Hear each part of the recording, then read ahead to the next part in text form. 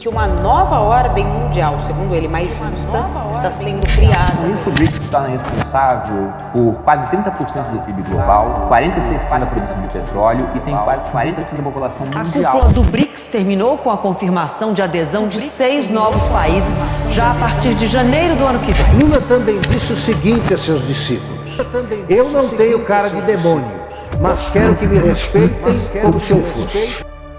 Você está ciente das forças ocultas que estão se dirigindo implacavelmente para o controle de um mundo único? Que impacto tem essa busca implacável por poder em nosso mundo hoje? Vem com a gente descobrir a verdade surpreendente sobre essa busca assustadora pela dominação global.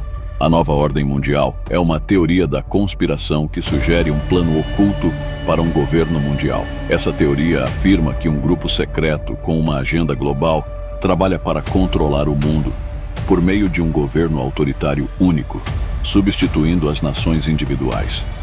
Eles usariam uma extensa propaganda para promover a ideia da nova ordem mundial como o objetivo final da história humana.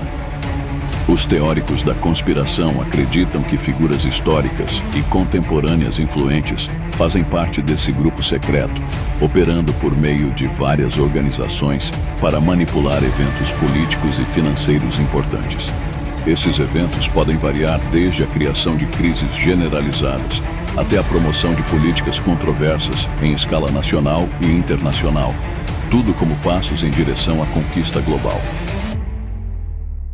Até o início da década de 1990, a crença na nova ordem mundial era principalmente limitada a grupos específicos nos Estados Unidos, particularmente extremistas antigovernamentais e certos segmentos do cristianismo fundamentalista, focados no fim dos tempos e na chegada do anticristo.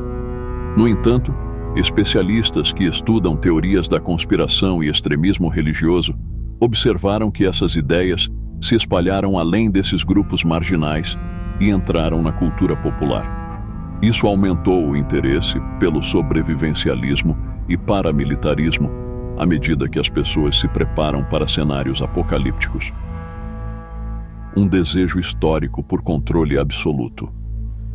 Ao longo da história, existiu um desejo persistente por controle absoluto sobre o mundo, espelhando a rebelião de Satanás e seus anjos.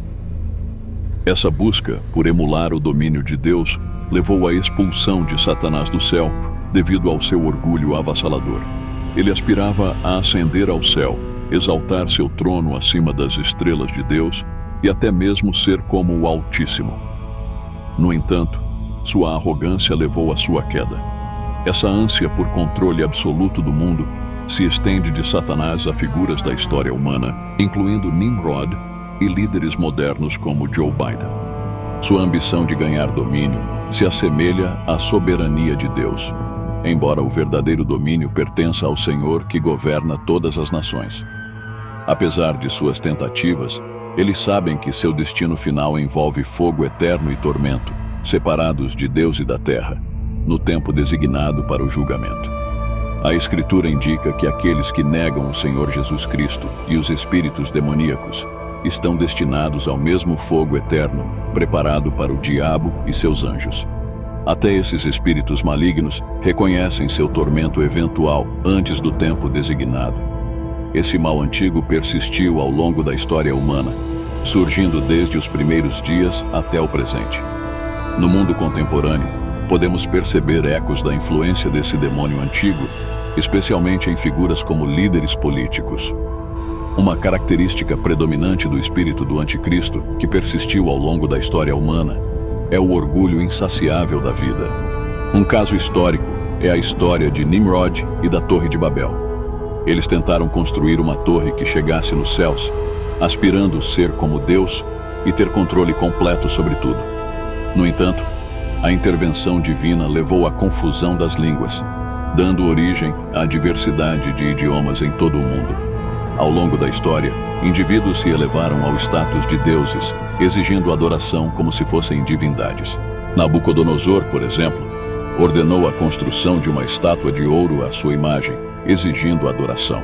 Em contraste, Sadraque, Mesaque e Abednego, bem como Daniel, permaneceram fiéis a Deus desafiando o decreto idólatra e enfrentando a fornalha ardente. Sua fé inabalável foi recompensada com o livramento divino. Os faraós do Egito Antigo fornecem outro exemplo vívido de indivíduos considerados deuses. Eles tinham um status multifacetado, servindo como intermediários entre a terra e o céu e até encarnando os deuses celestiais mais poderosos. Simultaneamente, eram responsáveis por preservar o conceito de Ma'at, a deusa da paz, equilíbrio, justiça e harmonia. Esse status complexo, como reis-deuses, acrescenta profundidade ao seu papel enigmático na civilização egípcia. O espírito do anticristo através das eras. Esse espírito demoníaco antigo, sinônimo do espírito do anticristo, guiou figuras históricas como Genghis Khan, cujos impérios abrangeram vastos territórios, desde o Oceano Pacífico até a Europa Central. Suas conquistas englobaram a China, o Oriente Médio e a Rússia, refletindo a busca insaciável pelo domínio mundial. O espírito do anticristo, que persistiu ao longo da história, é acreditado por muitos culminar na aparição do anticristo definitivo nos últimos dias. Para entender a conexão entre Joe Biden e esse iminente anticristo, examinar as narrativas ecoadas por líderes mundiais modernos que compartilham uma agenda semelhante é essencial. Numerosas figuras proeminentes no mundo moderno têm defendido abertamente o conceito de uma nova ordem mundial.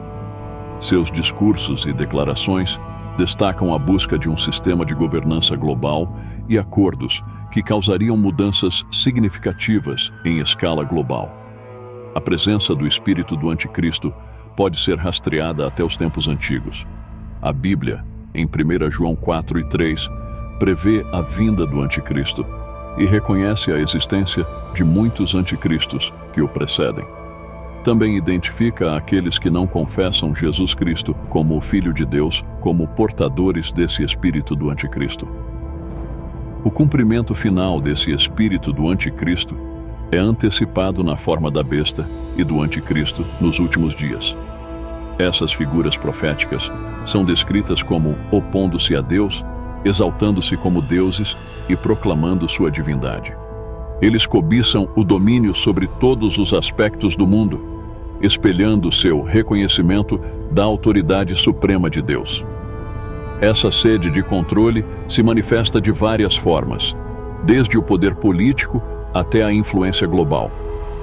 Apesar de suas ambições, a Bíblia nos assegura do retorno iminente de Jesus, que estabelecerá sua autoridade e soberania absoluta sobre toda a criação.